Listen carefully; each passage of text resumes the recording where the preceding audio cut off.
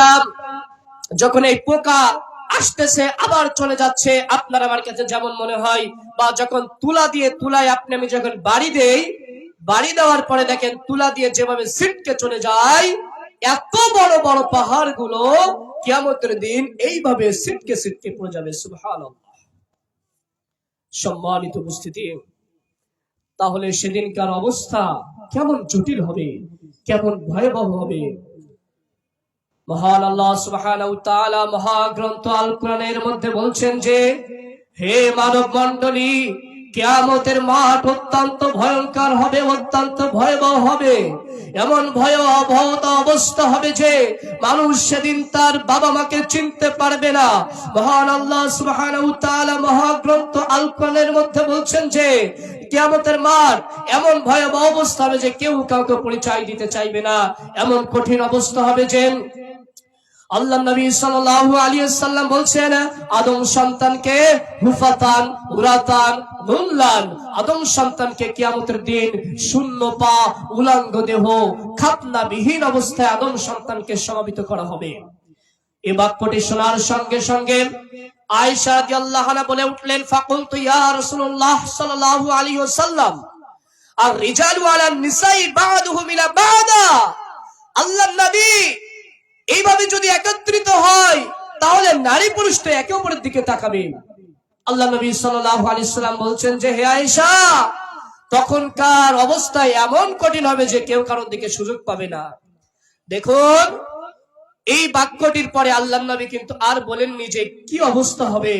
এখান থেকে আমরা একটি বিষয় জানতে পারি যে আমাদের নবী সাল্লাল্লাহু আলাইহি সাল্লাম নিজের পক্ষ থেকে একটি কথা বলতেন না।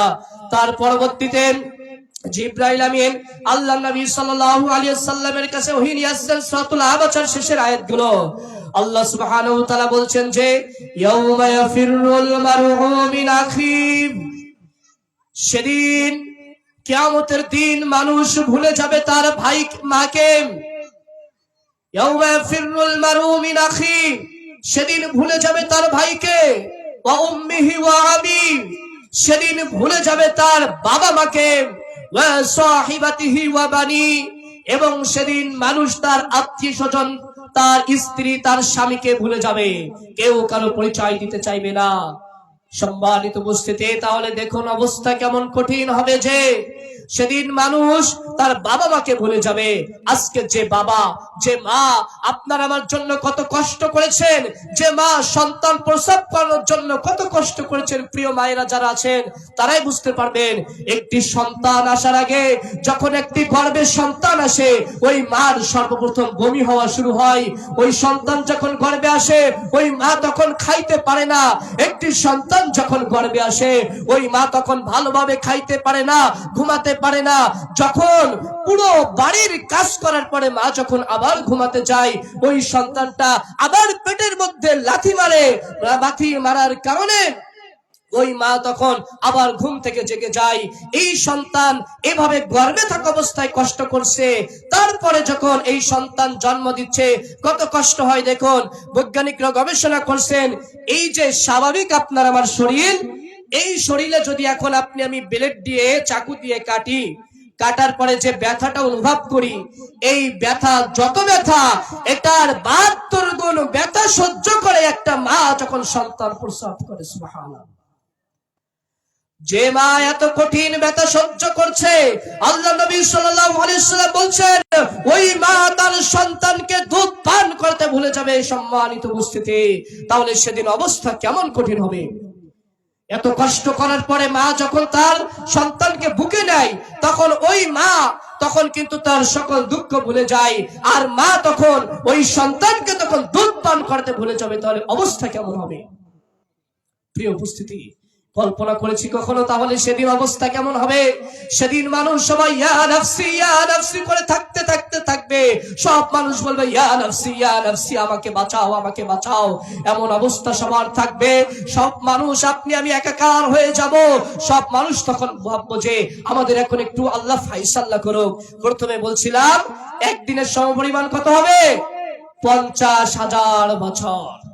তখন আমরা চলে যাব আদম আলাইহিস সালামের কাছে, বলবো হে আদম, আপনি প্রথম মানুষ, আপনি আল্লাহর কাছে একটু আবেদন করুন তো, যে আজকে আল্লাহ আমাদের ফাইসাল্লাহ করুক, সুপারিশ না, বলতেছেন ফাইসাল্লাহ করুক তো আমাদের এই অবস্থা থেকে। তখন আমরা সব আদম আলাইহিস সালামের কাছে চলে যাব, বলবে আমি আদম, আমি পারবো না, আমি আজকে আমার নিজের কি হবে আমি নিজেও জানি না। এরপরে চলে যাব নূহ আলাইহিস সালামের কাছে, নূহ আলাইহিস সালাম আমাদের এভাবে তাড়িয়ে দিবেন, তিনি বলবেন আমার কি হবে আমি নিজেও জানি না। এরপরে চলে যাব ইব্রাহিম আলাইহিস সালামের কাছে, ইব্রাহিম আলাইহিস সালাম বলবেন আমার কি হবে আমি নিজেও জানি না। এরপরে চলে যাব ঈসা আলাইহিস সালামের কাছে, তিনিও একই কথা বলবেন। এরপরে মুসা আলাইহিস সালামের কাছে চলে যাব, তিনিও একই কথা বলবেন। শুধু তার পরবর্তীতে আমরা নিরাশ হয়ে যাব। এরপরে বাবা কোথায় যাই, তখন ঈসা আলাইহিস সালাম বলবেন যে তোমরা শেষ জামানার পয়গম্বরের কাছে যাও, দেখো তো সে কিছু সুপারিশ করতে পারে কিনা। তখন আমরা সবাই চলে যাব মুহাম্মদ সাল্লাল্লাহু আলাইহি সাল্লামের নিকট। তখন আমরা গিয়ে বলবো আপনি মুহাম্মদ, আপনি আল্লাহর কাছে একটু বলুন, আমাদের একটু সুপারিশ আল্লাহ ফাইসাল্লাহ করুন। মুহাম্মদ সাল্লাল্লাহু আলাইহি সাল্লাম তখন আল্লাহর নিকট যাবেন এবং সিজদা দিবেন, যত সময় পর্যন্ত আল্লাহ সুবহানাহু ওয়া তাআলা তখন বলবেন হে মুহাম্মদ তুমি উঠো, আমি এদের ফাইসাল্লাহ করছি। সম্মানিত উপস্থিতি, তারপরে আল্লাহ সুবহানাহু ওয়া তাআলা আপনার আমার ফাইসাল্লাহ, তার মানে বিচার কার্য শুরু করবেন। সব মানুষ ইয়া নাফসি বলবে, আদম আলাইহিস সালাম বলবে ইয়া নাফসি, ইব্রাহিম আলাইহিস সালাম বলবে ইয়া নাফসি, ঈসা আলাইহিস সালাম বলবে ইয়া নাফসি। অথচ আজকে আপনার আমার যে সকল পীর বাবা রয়েছে, যে সকল মাজার রয়েছে, তাহলে এই বাবারা কিভাবে কিয়ামতের দিন আপনার আমার সুপারিশ করবে? আজকে আপনি আমি ইমামের দোহাই দিয়ে আজকে আপনি আমি ধর্মের পিছনে ছুটছি, আজকে বড় হুজুরের দোহাই দিয়ে ধর্মের পিছনে ছুটছি, আজকে আপনি আমি পীর সাহেবের দোহাই দিয়ে ধর্মের পিছনে ছুটছি, এবং আপনি আমি এমন কথা বলতেছি যে আমার ওই পীর সাহেব কিয়ামতের দিন জাহাজে করে জান্নাতে নিয়ে যাবে, নাউজুবিল্লাহ মিন জালিক। যেখানে ইব্রাহিম আলাইহিস সালামের মতো মানুষ কিছু করতে পারবে না, সেখানে আপনার আমার ওই পীর বাবা কি করতে পারে?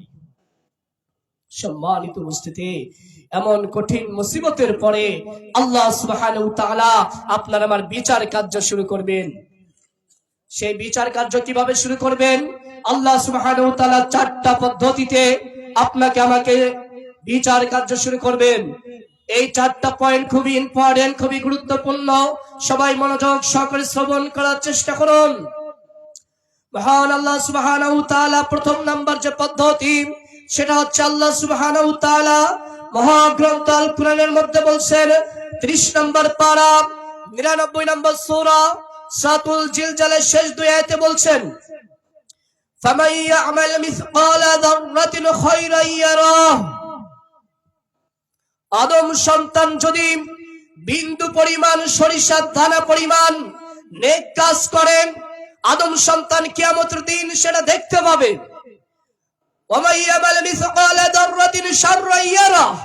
আদম সন্তান যদি বিন্দু পরিমাণ সরিষা দানা পরিমাণ অন্যায় কাজ করে, তাও কিয়ামতের দিন দেখতে পাবে। কোন পাপ আদম সন্তানের সামনে থেকে ছাড় দেওয়া হবে না। আজকে আপনি আমি কত পাপ করতেছি, ভাবতেছি এটা ছোট সামান্য পাপ, এটা তো পাপ তেমন কিছু মনে হচ্ছে না। মনে রাখার চেষ্টা করতে হবে, জাররা পরিমাণ সরিষা দানা পরিমাণ বিন্দু পরিমাণ যদি আপনি আমি অন্যায় কাজ করি, কিয়ামতের দিন আপনার আমার ছাড় দেওয়া হবে না। পই পই করে আপনার আমার আল্লাহ সুবহানাহু ওয়া তাআলা হিসাব নেবে। আপনি আমি যদি একটি সৎ কাজ করি, আপনি আমি যদি একটুখানি বিন্দু পরিমাণ যদি একটি সৎ কাজ করি, যে ছোট্ট একটি সৎ কাজ যদি আমি একটুখানি একজনকে সালাম দিলাম, আপনি আমি যদি একটুখানি মুস্কি হাসি দিলাম, আপনি আমি যদি একটি মানুষের সাথে সৎ ব্যবহার করলাম, এগুলো আপনি আমি কিয়ামতের দিন পেয়ে যাব। ছোট্ট ছোট্ট যে সকল পাপ রয়েছে সেটাও দেখতে পাবো, ছোট্ট ছোট যে সকল নেক কাজ রয়েছে সেটাও কিয়ামতের দিন আপনি আমি দেখতে পাবো, এবং আপনার আমার আল্লাহ সুবহানাহু ওয়া তাআলা সেটার হিসাব নেবেন। সম্মানিত উপস্থিতি, আপনি আমি ভাবি আপনার আমার পাপ, এটা ছোট পাপ করতেছি, আপনার আমার দেখতে পাচ্ছেন আল্লাহ সুবহানাহু ওয়া তাআলা। মনে রাখার চেষ্টা করবেন, আল্লাহ সুবহানাহু ওয়া তাআলা কিন্তু সব কিছু দেখতেছেন। মহান আল্লাহ সুবহানাহু ওয়া তাআলা বলছেন, ইন্নাল্লাহা সামিউন বাসীর, তিনি সবকিছু শোনেন ও দেখেন, তিনি আপনার আমার অন্তরের খবর রাখেন। আজকে আপনি আমি পাপ করতে করতে আপনার আমার অন্তরে আজকে মরিচিকা পড়ে রয়েছে, অথচ আপনি আমি ফিরে আসতে পারতেছি না। আর এটা ফিরে আসার সবচেয়ে বড় মাধ্যম হলো নেক আমল।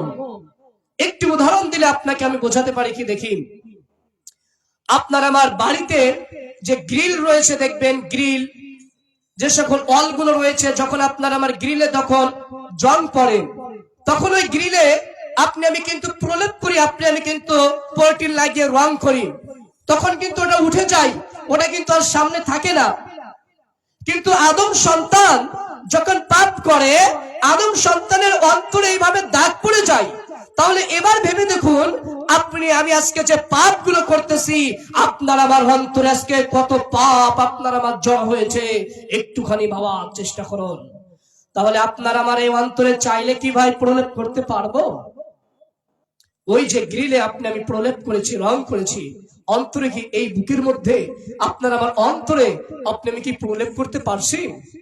পারতেছি না। কিন্তু এটার কারণে আপনার আমার এই পাপগুলো ছেড়ে দিয়ে বেশি বেশি করে আমলে সালেহ করতে হবে। সম্মানিত উপস্থিতি,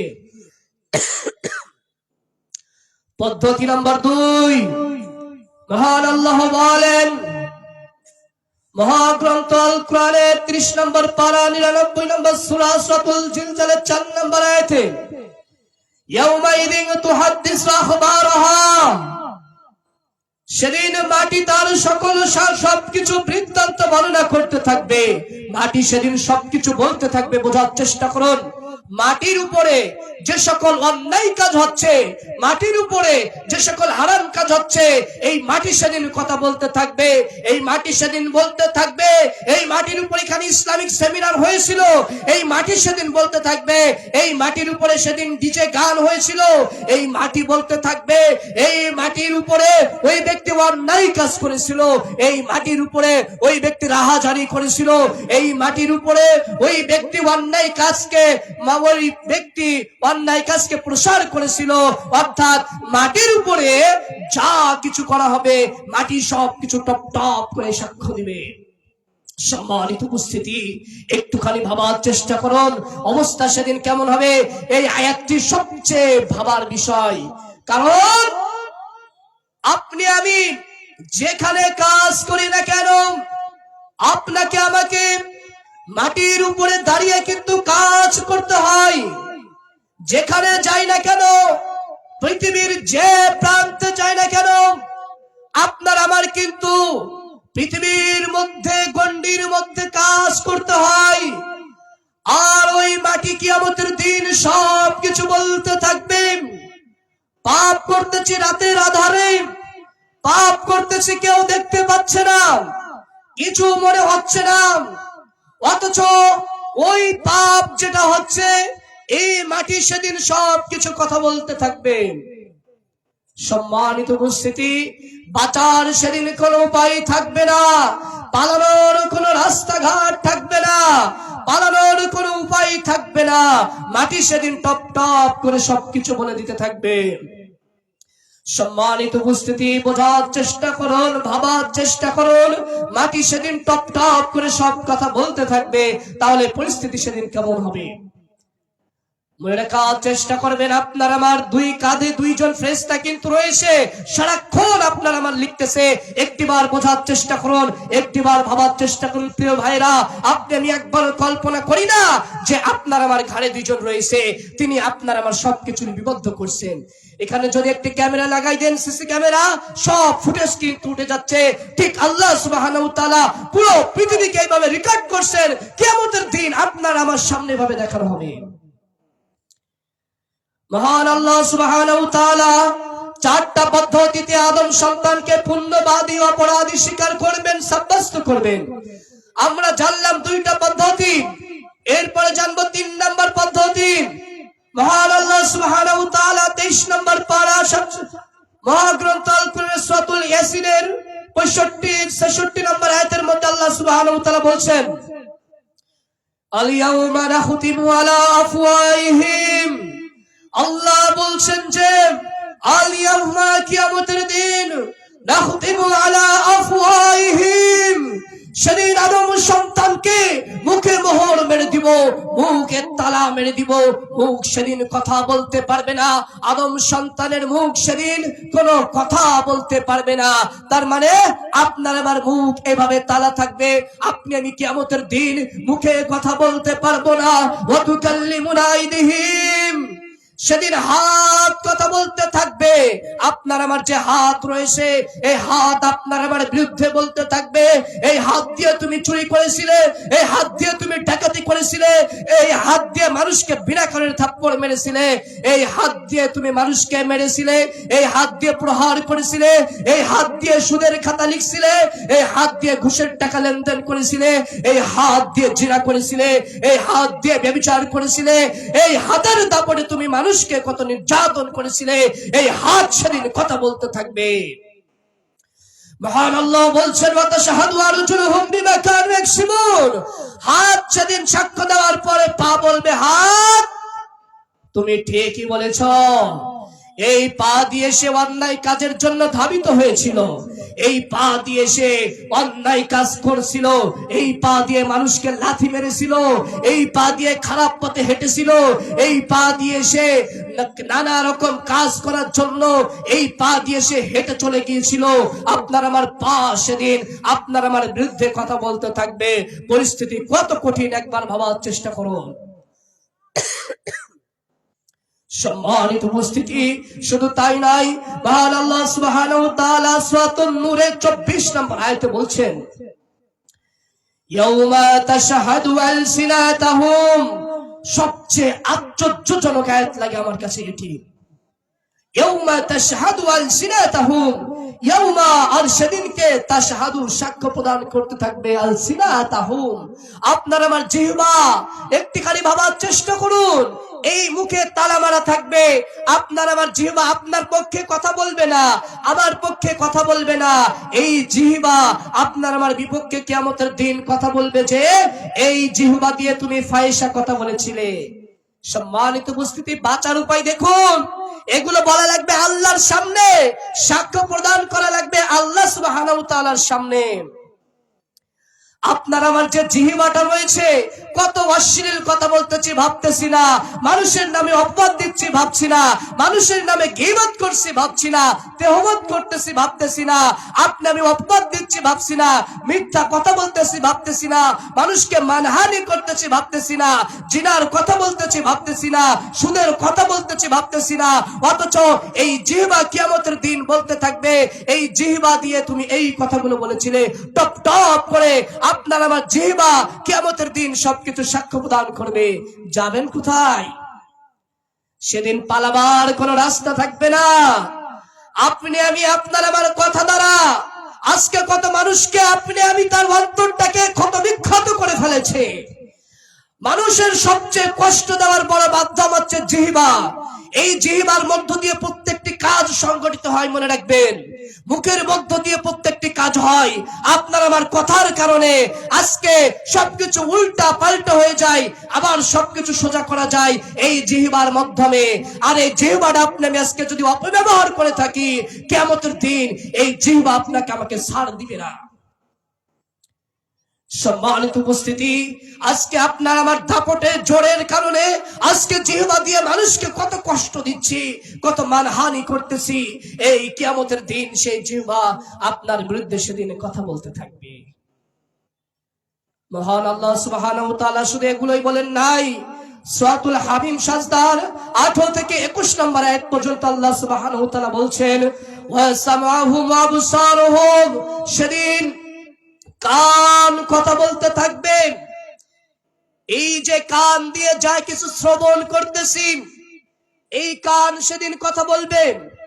আপনি আমি যদি একটি ফাহিশা কথাবার্তা শ্রবণ করি, এই কান বলবে, এই কান দিয়ে সে গীবতের কথা শুনেছিল, এই কান দিয়ে সে ফাহিশা কথা শুনেছিল, এই কান দিয়ে সে অন্যায় কথাবার্তা শুনেছিল।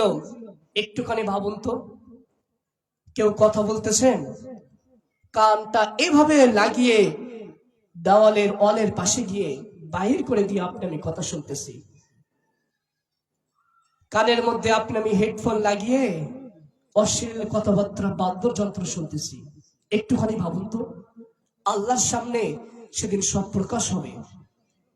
কে কত মুমিন বান্দা বুকের উপরে হাত দিয়ে বলুন আপনি কি কথাবার্তা শুনেন। শুধু তাই নয়, আল্লাহ সুবহানাহু ওয়া তাআলা বলছেন ওয়া আবসারহু, সবচেয়ে একটি আশ্চর্যজনক আয়াত। আপনি আমি যা কিছু দর্শন করছি, যা কিছু দেখতেছি, এই চোখ সেদিন কথা বলবে। একটুখানি ভাবুন তো, দেখুন কেমনটা লাগে। মুখটা বন্ধ, চোখের মধ্যে এইভাবে আপনার আমার ধরো মুখটা এইভাবে চোখের মধ্যে লাগানো, এই জিহ্বাটা ধরো চোখ দিয়ে এইভাবে কথা বলতেছে, কেমনটা লাগবে সেদিন। চোখ সেদিন বলতে থাকবে, এই চোখ দিয়ে তুমি অশ্লীল ছবি দেখছিলে, এই চোখ দিয়ে তুমি বেগানা নারীর দিকে তাকিয়েছিলে, এই চোখ দিয়ে তুমি এই হারাম কাজটিকে দেখেছিলে, প্রতিবাদ করোনি, এই চোখ দিয়ে তুমি সকল অন্যায় কাজকে তুমি দেখেছিলে। তাহলে আপনার আমার সেদিন বাঁচার কোনো রাস্তা থাকবে? চোখ সেদিন কথা বলতে থাকবে, পরিস্থিতি তাহলে সেদিন কেমন জটিল হবে। সম্মানিত উপস্থিতি, পরিস্থিতি সেদিন কত কঠিন হবে। চোখ সেদিন কথা বলতে থাকবে। আল্লাহ সুবহানাহু ওয়া তাআলা বলছেন ওয়া জুলুদাহুম, সেদিন শরীরের চামড়া সেদিন কথা বলতে থাকবে। আপনার আমার যে চামড়া রয়েছে, এই চামড়া কিয়ামতের দিন বলতে থাকবে, এই চামড়া দিয়ে সে পরনারীকে জড়িয়ে ধরেছিল, এই চামড়া দিয়ে, এই শরীর দিয়ে প্রতিটা নারীকে জড়িয়ে ধরেছিল, এই চামড়া দিয়ে সে এই শরীর দিয়ে গায়ের জোরে মানুষকে মেরেছিল, এই শরীর দিয়ে সে এই অন্যায় কাজ করেছিল, এই শরীর দিয়ে সে পাপ কাজে পাপাচারে লিপ্ত হয়েছিল। এই চামড়া সেদিন আপনার আমার বিপক্ষে কথা বলতে থাকবে। এই যে মুখ দেখতে পাচ্ছেন, এই মুখের মতো আপনার আমার চামড়া সেদিন কথা বলতে থাকবে। সম্মানিত উপস্থিতি, তাহলে সেদিন অবস্থা কেমন হবে একটুখানি ভাবার চেষ্টা করুন। চামড়া সেদিন কথা বলতে থাকবে, তাহলে পরিস্থিতি সেদিন কেমন কঠিন হবে। সম্মানিত উপস্থিতি, এরপরে 4 নাম্বার যে পদ্ধতি, মহান আল্লাহ সুবহানাহু ওয়া তাআলা এভাবে আপনার আমার কাছ থেকে আগে সাক্ষ্য নিয়ে নেবেন। নিয়ে নেওয়ার পরে আল্লাহ সুবহানাহু ওয়া তাআলা বলবেন ইকরা কিতাবাকা কাফা বিনাফসিকা ইয়াউমা আলাইকা বিহাসিবা, হে আদম সন্তান, তোমার কিতাব আজকে তুমি নিজে পড়ো। এইভাবে আপনার আমার আল্লাহ সুবহানাহু ওয়া তাআলা আমলনামা দিবেন। দুনিয়া থেকে যে আমলগুলো করেছি, যে পাপ করেছি, অন্যায় কাজ করেছি, সব আল্লাহ সুবহানাহু ওয়া তাআলা আপনার আমার হাতে দিবেন এবং বলবে ইকরা, হে বান্দা তুমি পড়ো। আল্লাহ বলবেন পড়ো। অবস্থা কেমন হবে একটুখানি ভাবুন তো। আপনি আমি দুনিয়াতে যা কিছু করতেছে সব আল্লাহ সুবহানাহু ওয়া তাআলার সামনে পাঠ করতে হবে। আপনি একটি অন্যায় কাজ করছেন, ভাবেন অন্যায় কাজ করছেন, এমন অন্যায় মানুষের সামনে প্রকাশ করতে পারেন না। আমরা এমন কিন্তু অন্যায় করে থাকি, তাই না? আপনার আমার বাড়িতে কিন্তু ওটা এমন বলি না। আর যদি এটা যদি সুপ্রিম কোর্টে তোলা হয়, তাহলে কিন্তু আপনার আমার শরীরের আত্মা কিন্তু আত্মার জায়গায় আর থাকে না। আর যদি মিনিস্টারের সামনে যদি কোনোদিন নিয়ে যাওয়া হয়, আপনার আমার শরীর কিন্তু যায় অবস্থা। আর পুরো পৃথিবীর যিনি মালিক, সেই মালিকের সামনে এভাবে কিতাবটা দেওয়া হবে, আমলনামার কিতাব। সেদিন বলা হবে হে বান্দা তুমি পড়ো, তোমার কিতাব পড়ো। সেদিন আপনি আমি আল্লাহর সামনে, তাহলে আপনার আমার বড়ত্ব কি হবে? আমি এই মানুষটাকে বিনা কারণে থাপ্পড় মেরেছিলাম, এই মানুষটাকে যা না তাই বলেছিলাম, আমি এই সমাজের মধ্যে অহংকার করে চলেছিলাম। আল্লাহর সামনে তাহলে আপনি আমি কি সেদিন বলতে পারবো? আল্লাহর সামনে আপনি আপনার আমার অবস্থা সেদিন কেমন হবে? সম্মানিত উপস্থিতি, সেদিন আপনি আমি বলবো, মহাগ্রন্থ আল কোরআন সূরাতুল কাহফের মধ্যে আল্লাহ সুবহানাহু ওয়া তাআলা বলছেন মালি হাদিল কিতাব লা ইউগাদির সাগীরাতা ওয়া লা কাবীরাতা ইল্লা হাসাহা। আদম সন্তান বলবে আহা কি আশ্চর্য কিতাব, যাতে ছোট গুনাহ লেখা রয়েছে, বড় গুনাহ লেখা হয়েছে, কোনো লেখা বাদ দেওয়া হয় না। এটা কেমন কিতাব? সম্মানিত উপস্থিতি, এই 4টা পদ্ধতিতে আল্লাহ সুবহানাহু ওয়া তাআলা পুণ্যবাদী অপরাধী ওই যে কিয়ামতের দিন এভাবে তারপরে বিচার আল্লাহ সুবহানাহু ওয়া তাআলা শুরু করবেন আপনারা আমার। সেদিন আদম সন্তান এই বিচার করার পরে আল্লাহ সুবহানাহু ওয়া তাআলা বলছে, আমরা বলতে থাকবো। মহাগ্রন্থ আল কোরআন 30 নম্বর পারা সূরাতুন নাবার শেষ আয়াতে আল্লাহ বলছেন ইয়া লাইতানি কুনতু তুরাবা, হায় আফসোস আজকে যদি আমরা মাটি হয়ে যেতাম, তাহলে তো আমাদের আজকে এমনটা হিসাব নিত না। সম্মানিত উপস্থিতি, এজন্য পাপ কাজ করার পূর্বে আপনাকে আমাকে ভাবতে হবে যে আমি যে কাজটি করছি উপর আল্লাহ একজন দেখতেছেন, কাঁধে দুইজন ফেরেশতা রয়েছে। এটুকু আপনার আমার আজকে আলোচনা থেকে ভাবতে হবে যে যা কিছু করছি না কেন আল্লাহ সুবহানাহু ওয়া তাআলা আপনার আমার এই পাপটি, এই নেক আমলটি আল্লাহ সুবহানাহু ওয়া তাআলা কিন্তু দেখতেছেন। এটার হিসাব কিন্তু কিয়ামতের দিন আমাকে দেওয়া লাগবে। যখন আপনি আমি পুণ্যবাদী অপরাধী হয়ে যাব, আল্লাহ সুবহানাহু ওয়া তাআলা সেদিন আপনাকে আমাকে এমন ভাবে নিয়ে যাবেন, যদি অপরাধী হয়ে যায় আল্লাহ সুবহানাহু ওয়া তাআলা সূরাতুল বনী ইসরাঈলের ৯৭ নম্বর আয়াতে বলছেন যে ওয়া নাহশুরুহুম ইয়াউমাল কিয়ামাহ, কিয়ামতের দিন আদম সন্তানকে এমন ভাবে উঠানো হবে যে আলা উজুহিম, মুখ ভর দিয়ে অবস্থা, তার মানে মাথা থাকবে নিচে, পা থাকবে উপরে, মাথা থাকবে নিচে, পা থাকবে উপরে, এমন অবস্থায় কিয়ামতের দিন আদম সন্তানকে সমাবেত করা হবে, টানতে টানতে নিয়ে যাওয়া হবে। তখন আনাস রাদিয়াল্লাহু আনহু আল্লাহর নবীর কাছে বললেন, আল্লাহর নবী, এটা মানুষের পক্ষে কিভাবে সম্ভব যে যার মাথা থাকবে নিচে, পা থাকবে উপরে? আনাস রাদিয়াল্লাহু আনহু আল্লাহর নবী বললেন, হে আনাস, যে আল্লাহ পৃথিবীতে পা দ্বারা হাঁটাতে সক্ষম, সে আল্লাহ কিয়ামতের দিন মাথা দ্বারা হাঁটাতে সক্ষম। সম্মানিত উপস্থিতি, পরিস্থিতি সেদিন কেমন ভয়াবহ হবে, পরিস্থিতি সেদিন কেমন জটিল হবে। সম্মানিত উপস্থিতি, কিয়ামতের দিন সেদিন এমন অবস্থা হবে যে মহান আল্লাহ সুবহানাহু ওয়া তাআলা এমন কঠিন বিভীষিকাময় অবস্থার মধ্যে আপনাকে আল্লাহ সুবহানাহু ওয়া তাআলা আপনাকে আমাকে আল্লাহ সুবহানাহু ওয়া তাআলা উত্তোলন করবেন। তখন এমন অবস্থা হবে যে এর পরবর্তীতে যেভাবে এবার দাঁড়াবো হাশরের ময়দানে, তখন অবস্থা কি হবে? সময় আস্তে আস্তে আমার শেষ হয়ে যাচ্ছে, জন্য মূল কথাগুলো নিয়ে আসার চেষ্টা করতেছি। এরপরে কিয়ামতের দিন আদম সন্তানের সূর্য আনা হবে মাথার মাত্র ১ মাইল উপরে। বর্তমান সময়ে বৈজ্ঞানিকদের গণনায় সূর্য অবস্থান করতেছে প্রায় ১৫ কোটি কিলোমিটার উপরে। এই ১৫ কোটি কিলোমিটার উপরে সূর্য রয়েছে, প্রায় ১৫ কোটি কিলোমিটার উপরে সূর্য রয়েছে। কিন্তু এই বৈশাখ জ্যৈষ্ঠ মাসে আপনার আমার সাধ্য নাই ৫ ঘন্টা এই রোদ্রের সামনে দাঁড়িয়ে থাকবো। আপনার আমার শরীরের অবস্থা মুশকিল হয়ে যায়।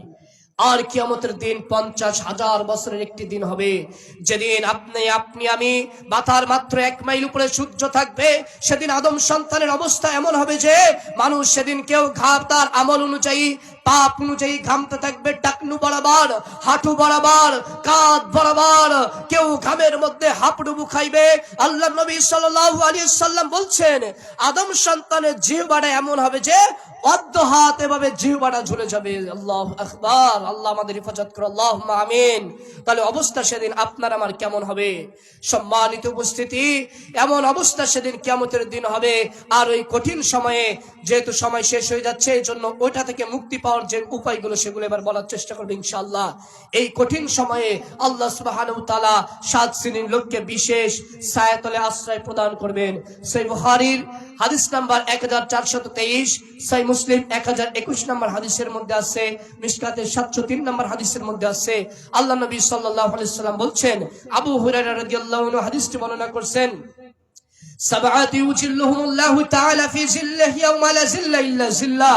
আল্লাহ নবী সাল্লাল্লাহু আলাইহি ওয়াসাল্লাম বলছেন, কিয়ামতের দিন সূর্যকে যখন মাথার ১ মাইল উপরে আনা হবে, সেদিন আল্লাহ সুবহানাহু ওয়া তাআলা ৭ শ্রেণীর লোককে তার বিশেষ ছায়াতলে আশ্রয় প্রদান করবেন।